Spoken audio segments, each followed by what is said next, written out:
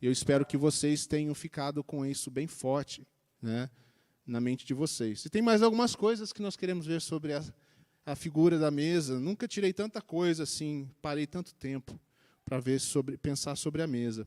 Vocês conseguem já dar essa visualizada? Assim, você fechar o olho, você já consegue imaginar a mesa, da sua jeito, os discípulos preparando a mesa, Jesus chegando, se assentando. É importante, às vezes, a gente olhar para o texto e ver o que está acontecendo e como era a atmosfera do que estava acontecendo, através das palavras que estão no texto. Isso é muito legal, porque você começa a ter um pouco mais do sentimento daquela ocasião, especialmente com narrativas, né? Com textos que estão contando uma história. Qual era o clima naquele momento?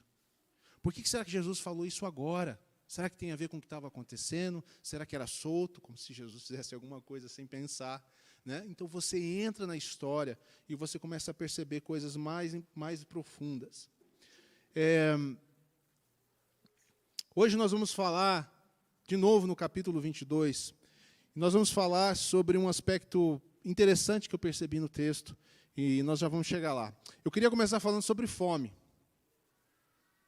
Porque fome é uma coisa que todo mundo tem. É ou não é? Eu escutei muito aí. Então, no final tem um período de ministração, a gente pode orar também, né? Aqueles que estão enfrentando aí uma dificuldade de muita fome. É terrível quando você está com fome, independente da quantidade de fome. A gente quer alguma coisa, né? A gente deseja isso, a gente vai atrás. Fome é uma coisa muito, muito básica para nós. Se a gente tiver como resolver o problema da fome, se não for uma dificuldade de lugar, de hora, né, às vezes não dá nem para resolver o problema. Eu estou no meio de uma confusão, às vezes eu não tenho tempo para fazer o que eu preciso, eu quero fazer, e às vezes é a fome de alguma coisa específica. É fome de algo muito específico. Ontem eu saí para levar as meninas num compromisso, na volta eu senti uma fome específica. Não, sorvete. Olha lá. Não é tão específica no meu caso, porque eu sinto fome de sorvete quase que 24 horas, mas nesse momento, de chocolate. William? Vocês estão vendo quem me conhece, hein?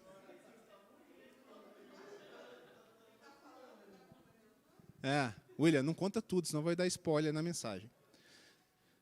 Irmãos, eu me dei a liberdade, porque eu estava com tempo, e tinha um lugar, eu queria bastante, não era uma coisa muito cara, porque às vezes a questão é financeira, né? Você dá uma vontade de comer um negócio, eu quero comer caviar. Não vai rolar. Hoje em dia não rola nem churrasco direito, né? Então, eu fui lá e comprei um sorvetinho pequeno, aquela caixinha, sabe, desse tipo Esquimó, assim, eu gosto daquilo, só que era de Magno, porque eu sou meio exigente. Não, era porque eu queria aquele sorvete. Comprei, comi metade, levei outra metade para a Bia, que estava em casa. Fome. A gente tem fome, a gente anseia por coisas. Nós vamos atrás dessas coisas. Você faz isso e eu faço isso também. Fome e sede são coisas que nas Escrituras aparecem todo o tempo. Parece que Deus sabe o que é essencial para nós. Eu até penso que às vezes a gente quer saber tantas coisas de Deus e quer que Ele nos fale de forma tão clara, mas Ele usa muitas vezes a figura da fome e da sede, que é algo que não dá para a gente esquecer como funciona, para nos falar de uma fome muito maior que Ele gostaria que nós tivéssemos. Deus sabe da nossa fome, da nossa necessidade física, mas Deus sabe muito bem a sua necessidade de algo maior, de uma fome e de uma sede que vai levar você a ser suprido na sua alma. Isso é, número 1, a coisa que Deus veio resolver na sua vida, porque é a coisa que você jamais poderia resolver por si mesmo. A nossa alma tem necessidade de Deus. Existe um vazio que nós temos antes de conhecer a Deus. E nós encontramos o Senhor, e nós entramos na caminhada com o Senhor, e às vezes nós perdemos a fome e a sede pelas coisas de Deus já na caminhada com o Senhor. E outras fomes aparecem, sim ou não?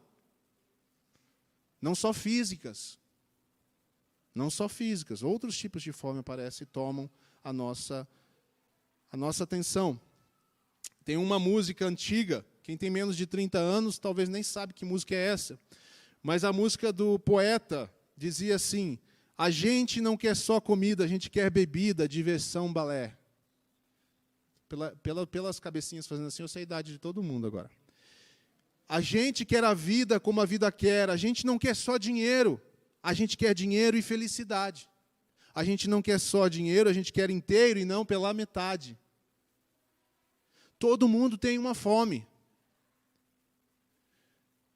E até o poeta secular, olhando para a vida, vê que precisa de algo mais.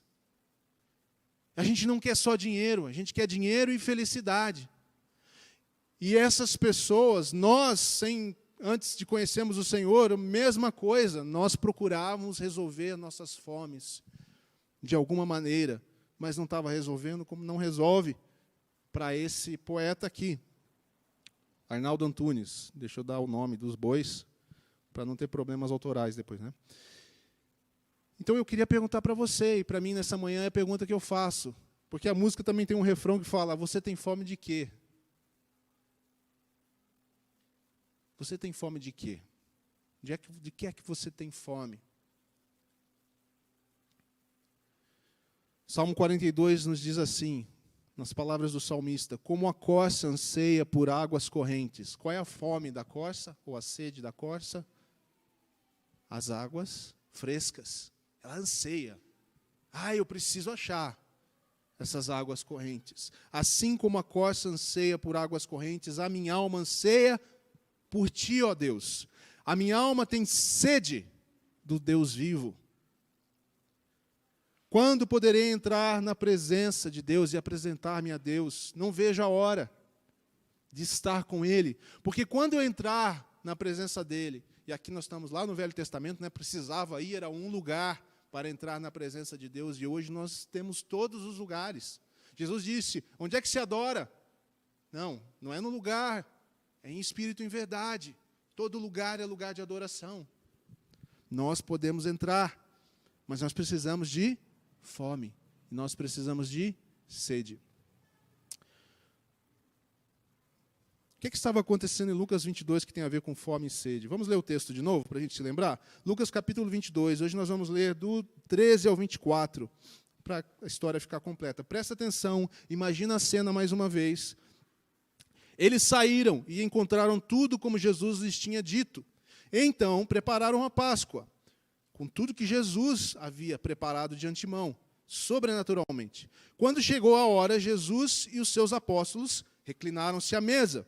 E ele lhes disse: desejei ansiosamente comer esta Páscoa com vocês antes de sofrer, pois eu lhes digo, não comerei dela novamente, até que se cumpra o reino de Deus.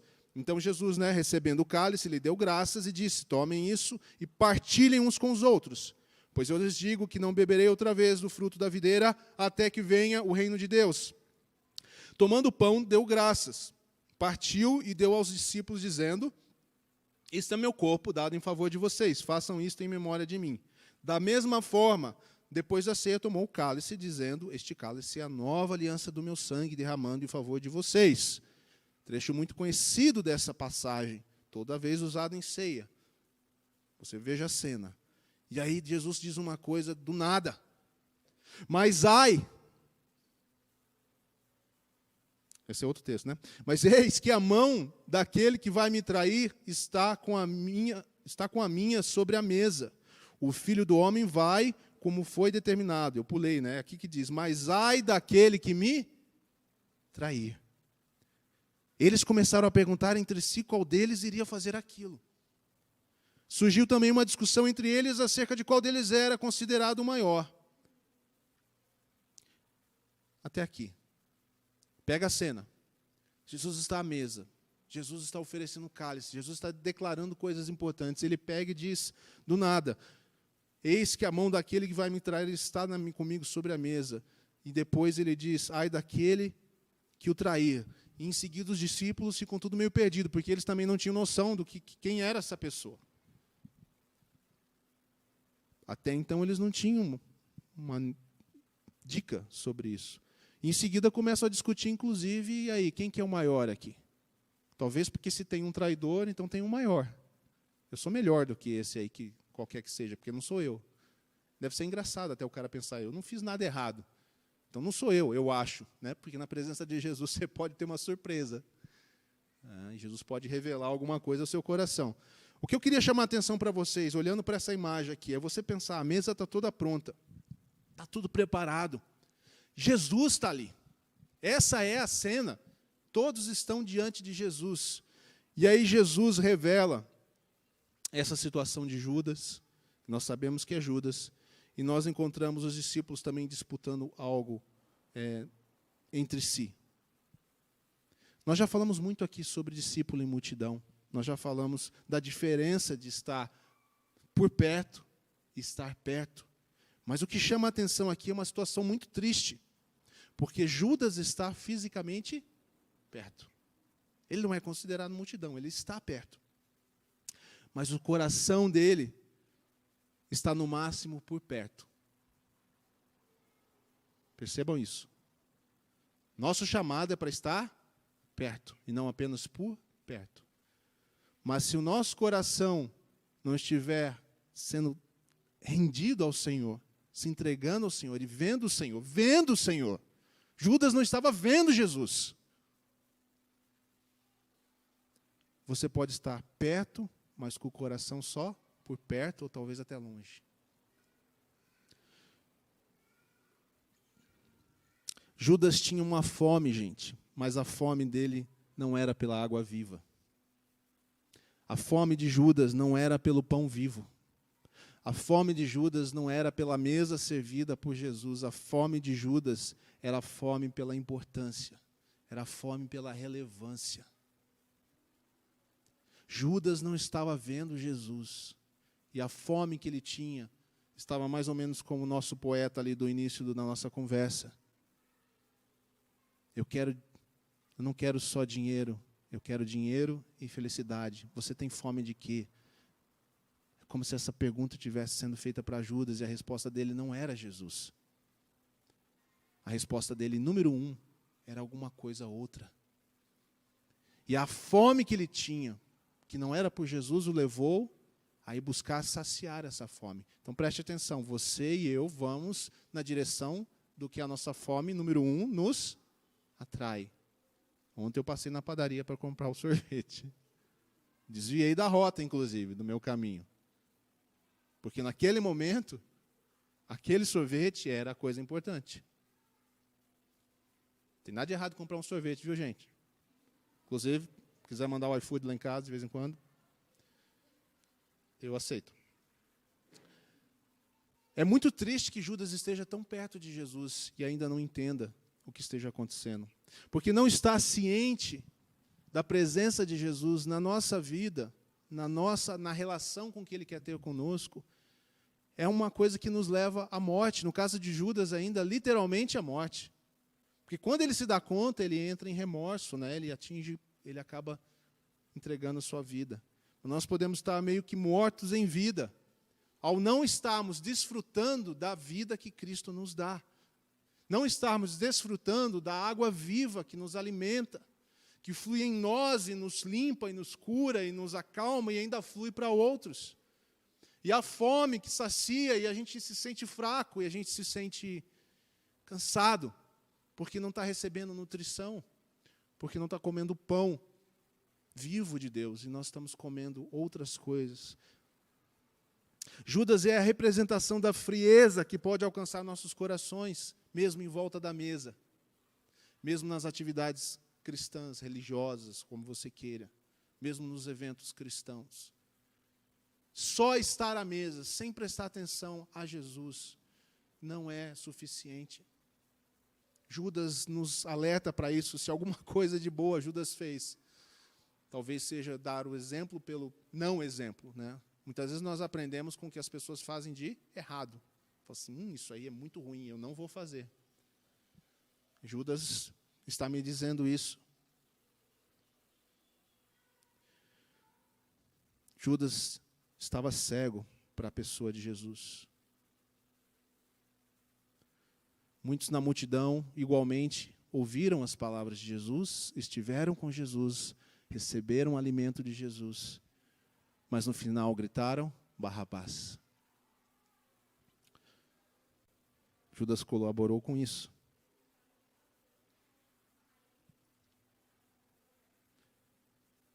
É engraçado que nem os outros discípulos perceberam isso.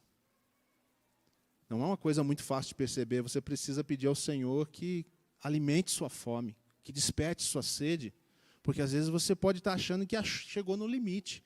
Isso é a vida cristã. Não tem mais aonde ir. Não tem mais como se aprofundar.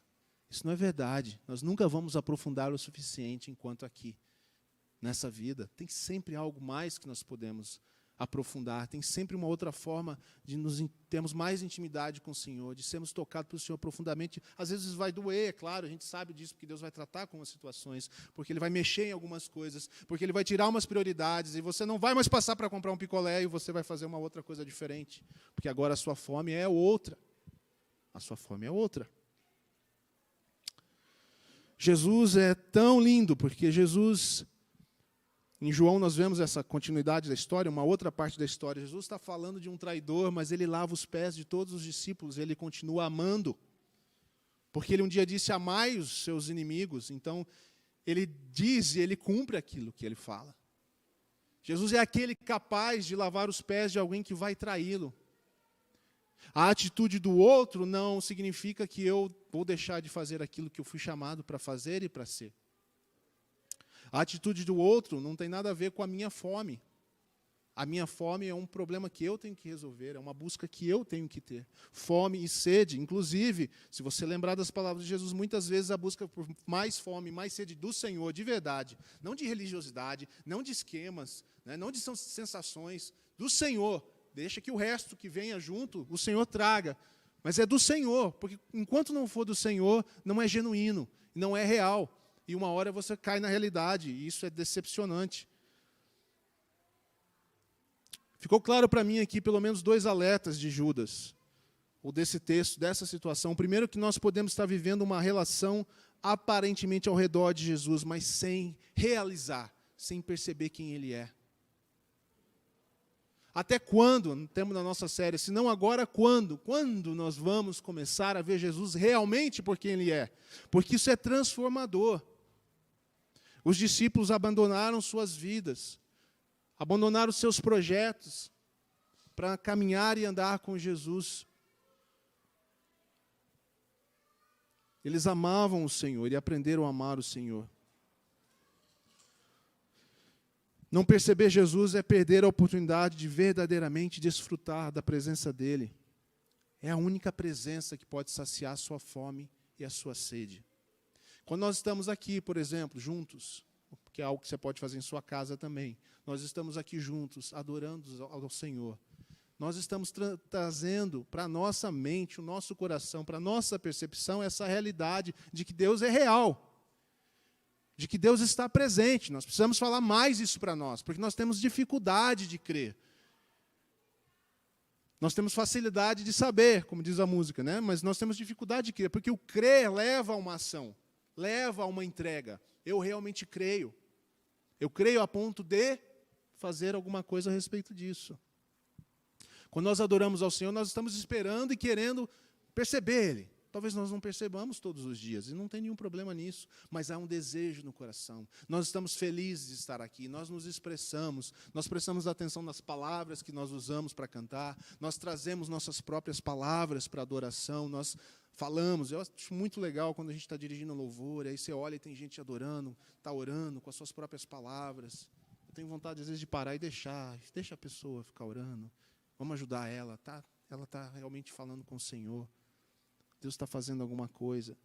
É a fome cedo trabalhando quando estamos na presença do Senhor, e metaforicamente aqui na mesa com o Senhor. O Senhor nos chama para a presença dEle. A mesa é um símbolo da presença do Senhor. Nós precisamos despertar para o grande amor do Senhor, olhar diretamente nos seus olhos, porque quando nós sentarmos à mesa e nós olharmos diretamente para os olhos do Senhor, Ele vai falar nossa alma. Não existe nada nesse mundo de mais profundo do que o olhar de Jesus em sua direção. Você se rende por completo, porque você sabe que está olhando para alguém que te conhece lá no fundo da sua alma, como ninguém mais te conhece, como ninguém mais vai te conhecer, nem a pessoa mais íntima sua nessa vida vai te conhecer como Jesus conhece. o seu olhar para nós é um olhar que vem profundo em nós, e fala a nossa alma, e fala de um amor incondicional. E nós somos transformados por isso, a ponto de termos coragem de desejar a mudança, e de ter fome contínua por Deus, a ponto de termos coragem de abandonar outros deuses do nosso coração, e desejar uma única coisa: a sua presença em nós. É sua presença em nós que traz o seu reino aqui. Deus age em nós e através de nós, e como diz o Milton Paulo, apesar de nós, muitas vezes. É a sua presença. Eu me lembrei, refletindo sobre isso, talvez algo aqui que eu estou, vamos dizer, extrapolando ou imaginando, mas sabe o que os discípulos talvez encontraram no Senhor Jesus e Judas não conseguiu? Ele não conseguiu ver Jesus como o amado da sua alma. Judas jamais trairia Jesus se o visse como o amado da sua alma. Cantares 6:3 fala sobre isso, né? Ele é o amado da minha alma. Ele não é o meu amado apenas. Nós estamos acostumados com as relações humanas, e a gente pode dizer, eu amo você, né? Ou receber uma palavra de eu amo você. Jesus, ele é o amado da sua alma. Jesus é o amado do profundo da sua vida. Não é da superfície da sua vida. Portanto, não é a respeito de como você se parece. Não é a respeito de como você se comporta. Ele ama você, ele é o amado da sua alma. Lá no profundo do seu ser é onde está essa relação. É uma relação mais profunda que qualquer outra relação que nós venhamos a ter. Jonas Madureira, ele é um pastor e um teólogo, ele cita Tomás de Kempis no livro dele, O Custo do Discipulado. Eu tirei essa frase de lá, ele diz assim, que Tomás Kempis disse, Jesus quer ser amado acima de tudo. Ele não admite rival. E o Jonas completa dizendo, nosso pecado é não reconhecer a sua primazia e suas implicações para a vida. O nosso maior pecado, entre todos que nós já fazemos e gostamos às vezes de correr risco com eles, é o pecado de não reconhecer a primazia de Jesus nos nossos amores. Ele é o amado da minha alma. Tem que ser o amado da minha alma. E é isso que eu vou buscar. Uma fome, uma sede que me leve como uma corça correndo para aquele lugar onde tem água fresca. Porque quando nós reconhecemos a primazia de Jesus, isso traz implicações para a nossa vida. Então, o nosso maior erro, na verdade, irmãos, é nós ficarmos focados em nós mesmos como Judas ficou. Judas estava preocupado com ele, com as suas ideias, com as suas intenções, com o que ele podia tirar disso. Nosso maior erro é andarmos perto do Senhor sem amá-lo. É possível. Aparência de amor, mas nós não o amamos. Ou talvez, como os demais discípulos naquele momento em particular, preocupados com quem era o maior. Irmão, Jesus é o maior. Você está na presença do Senhor, você está à mesa com o Senhor. Como é que pode nós estarmos preocupados ainda com quem é o maior entre nós? Só um é o maior. O maior de todos os amores que nós podemos ter nessa vida, ou na vida vindoura, é o Senhor Jesus. Por isso a gente diz, Maranata, vem Jesus. Nós queremos encontrar o nosso amado em definitivo. Porque hoje tantas coisas, e até nós mesmos, nos atrapalham de uma relação com Ele mais profunda. Nós precisamos desenvolver uma saudade do Senhor. Até quando, se não hoje mesmo, nós vamos demorar para começar a colocar o amado em primeiro lugar?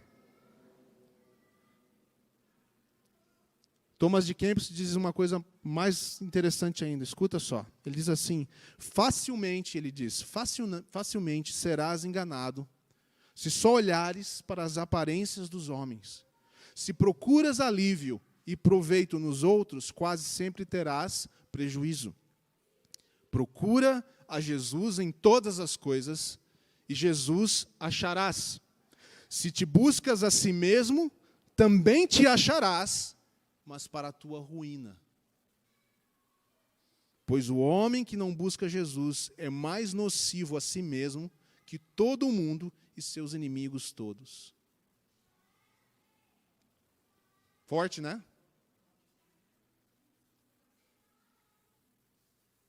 O homem que não busca Jesus é mais nocivo a si mesmo que todo mundo e seus inimigos todos. Eu acho que essa frase é o contrário, né? É a explicação muito boa para o que estava na mente e no coração de Judas. Judas focado nele mesmo, Judas focado em tirar as coisas, olhando para os homens de uma maneira, né, incorreta, tudo trocado. Mas nós não seremos assim. Então, de novo, o poeta popular pergunta o quê? Você tem fome de quê? Qual é a nossa resposta? Uma boa. Salmo 42, a minha alma tem sede de ti, ó Deus. Vamos falar isso junto? A minha alma tem sede de ti, ó Deus. A minha alma tem sede de Deus, do Deus vivo.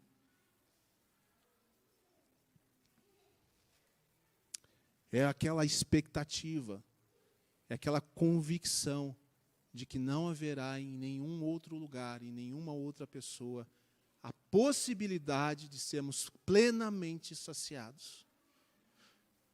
O picolé matou minha fome. Sabia? Passou à vontade, depois que eu comi. Interessante, né?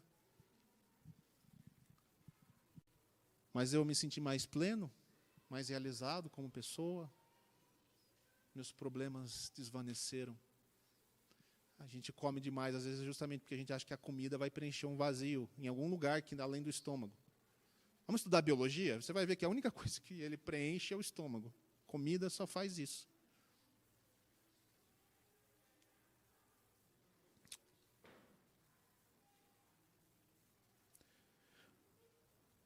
Deixa eu trazer para você, para a gente ir para o final aqui, só 4 figuras de 4 situações interessantes que eu posso relacionar com fome e sede. É que talvez você pode ficar preocupado que a corça é um animal, né, e que fica difícil o exemplo. Né? Tá, mas a corça é um animal, ela procura as correntes das águas, tá? E eu? E a gente? Bom, eu me lembrei de 4 histórias muito singelas, muito tocantes. A primeira delas, em Lucas 7, a história da mulher chorando aos pés de Jesus. Chorando aos pés de Jesus. A fome e a sede que ela tinha no interior dela, ela direcionou para Jesus. Sabe o que essa mulher estava dizendo? Ela estava dizendo, eu não tenho nada. E eu sou atraída pela sua bondade. Eu sou atraída pelas suas palavras. Então, se a gente usar a mesa como figura, eu vou dizer para vocês que só vai até a mesa para estar com Jesus quem reconhece seu pecado. Essa é uma das formas de você desenvolver fome e sede por Jesus, é reconhecendo o seu pecado, porque você vai ver a sua necessidade dele. Essa mulher foi, ela sabia, Jesus fala para ela, fala para os fariseus que estão chocados, ele diz, ela tem noção do seu pecado, do seu grande pecado. Então, quem muito foi perdoado, muito ama. Esses vão até Jesus. Um segundo tipo de pessoa que eu me lembrei são as crianças. Lucas 18. Que as crianças vão estar com Jesus, e aqui o lance das crianças é que elas têm um amor e uma fome desinteressada, natural, desprovida de segundas intenções. É sobre a pessoa. Elas gostam de estar. Elas gostam de estar, de abraçar, de subir, né, de amontoar, e os discípulos tentam tirar elas de perto de Jesus. Então, deixa eu dizer uma outra coisa em relação à mesa. Só vai à mesa para estar com Jesus quem não tem segundas intenções, quem não complica a relação. As crianças não complicam a relação. E muitas vezes nós estamos cheios de razões para não aproximarmos do Senhor, para não devotarmos a Ele mais tempo, para não servirmos melhor a nossa comunidade, para não atendermos melhor nossos irmãos, para não pensarmos de uma forma maior sobre a vida, onde Cristo está permeando todas essas coisas. Porque nós complicamos as relações até com o Senhor. Nós botamos parâmetros, nós colocamos passos que nem Ele criou para chegar lá. O Senhor só quer que você esteja com Ele, e muitas vezes em silêncio, porque Ele quer ouvir seu coração de perto, e quer falar seu coração de perto. Ele quer que você se sente na mesa e saiba que Ele providenciou a mesa. A mesa está pronta. Ele só quer estar com você. Ele só quer falar com você. Quem tem uma relação com Jesus, como as crianças, alcança saciedade da sua fome da alma. Uma terceira pessoa que parece estranha, que eu coloquei aqui, Nicodemos. Eu me admiro muito de Nicodemos, porque por Nicodemos nós não sabemos o final da história, mas havia uma fome e uma sede no coração dele. Sim ou não? Sim, e muitas vezes como nós, porque nós temos a fome, mas não temos coragem de ir além. Nicodemos passou por isso. Ele não conseguiu se desvencilhar, até onde nós sabemos, de tudo aquilo que estava em volta dele para poder estar à mesa com Jesus e partir encaminhado com Jesus. Então, de novo, vamos lá, a figura da mesa. Só vai para a mesa para estar com Jesus. Quem tem fome e sede por Jesus, maior que seu amor por seu conhecimento de coisas e sua preocupação com sua reputação. Senão não vai para a mesa. Senão fica com medo de estar na mesa com Jesus, fica com medo de ser visto com Jesus, fica com medo do que pode acontecer consigo na presença de Jesus.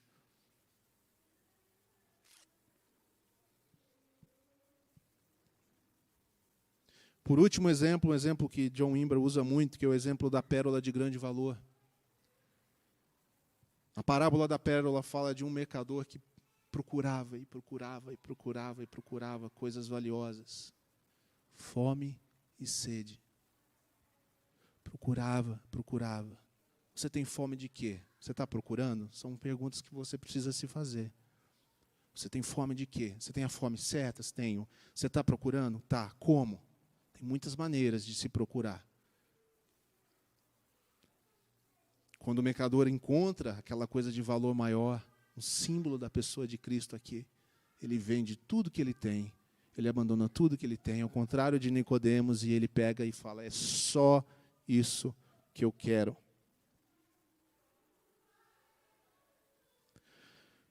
Tem um outro poeta aí, esse cristão, que a Manu que me apresentou. Tem uma música que ela me mostrou e ele fala assim, para onde eu vou sem você? Não sobra nada sem teu grande amor. Essa é a pérola de grande valor. Tu sabes tudo o que eu sei e o que eu preciso é estar contigo. Tu sabes tudo o que eu não sei. Para mim, essas duas frases resumiram bem os 4 exemplos aqui de figuras. E é fonte para nós de referência na nossa fome e sede para o Senhor. Nós precisamos chegar a esse ponto onde nós vamos conosco, sozinhos, dizer, para onde irei? Essas são as palavras de Pedro, muito tocantes. Jesus fala, Pedro, quem as pessoas dizem que eu sou? Quem eu sou para você? E Pedro responde, tu és o Cristo, o Filho do Deus vivo. Quando eles são empurrados, Jesus diz, vocês querem ir também? E ele diz, Pedro e os discípulos dizem para Jesus, para onde iremos, Senhor? Só o Senhor tem as palavras de vida eterna. Para onde eu vou sem você? Não sobra nada sem teu grande amor. Isso é uma tradução moderna desse texto, provavelmente. Pedro está dizendo, eu só quero estar com você. Eu só quero estar com você, Jesus. Amado da minha alma. Fala ao meu coração. A tua presença já é para mim um consolo. Legal isso, né? Você está na presença de alguém que não precisa nem falar nada. Você só quer ficar perto ali daquela pessoa. Tudo que você sabe sobre ela, tudo que você já aprendeu sobre ela já é suficiente, às vezes, para tocar a sua vida. É isso que nós temos que buscar. Eu acho que é isso que Deus quer que nós façamos com a nossa vida. A pergunta da série vale muito aqui. Se não agora, quando? Os anos estão passando. Os anos estão passando. Você tem uma caminhada de vida com Deus aí longa. Eu acredito que Deus está renovando muitas coisas nas nossas vidas, nas suas vidas. Não deixe passar esse momento. Invista no seu tempo com o Senhor. Ore todos os dias por mais fome e mais sede. Deixa Deus trazer isso. É aqui, que você vai encontrar fome em primeiro lugar. Você não tem fome daquilo que você desconhece. Quando você começar a debruçar aqui com amor sobre as Escrituras, sobre o Cristo das Escrituras que está... Você sabia disso, né? Gênesis e Apocalipse é sobre Jesus. Não é sobre o povo de Israel. Não é sobre profetas. Não é sobre evangelistas, discípulos. É sobre Jesus. Quanto mais você debruçar nas Escrituras e encontrar Jesus, mais fome crescerá no seu coração para um encontro real com Ele. Para sair do saber e ir para o crer. E o crer vai trazer a você a revelação do Senhor Jesus. Para onde irei, Senhor? Só Tu tens as palavras de vida eterna. Como nós cantamos hoje, a mesa é um atrativo para nós, um símbolo para nós nos aproximarmos. O que nós temos que aprender a fazer, irmãos, eu termino com isso aqui, é aprender a dizer e desejar: Senhor, tome o lugar de honra. Tome o lugar de honra. A mesa. Eu não sou mais importante na mesa, nenhum dos meus irmãos é mais importante, nós somos todos iguais, o Senhor é o mais importante. Jesus, tome o lugar de honra na minha vida. Tome o lugar de honra nas minhas atividades. Suporta-me na minha fé. Irmão, se você está com dificuldade de fé, é dele que vem fé. Peça fé. Senhor, eu sou fraco, estou fraco. Aumenta a minha fé, Senhor.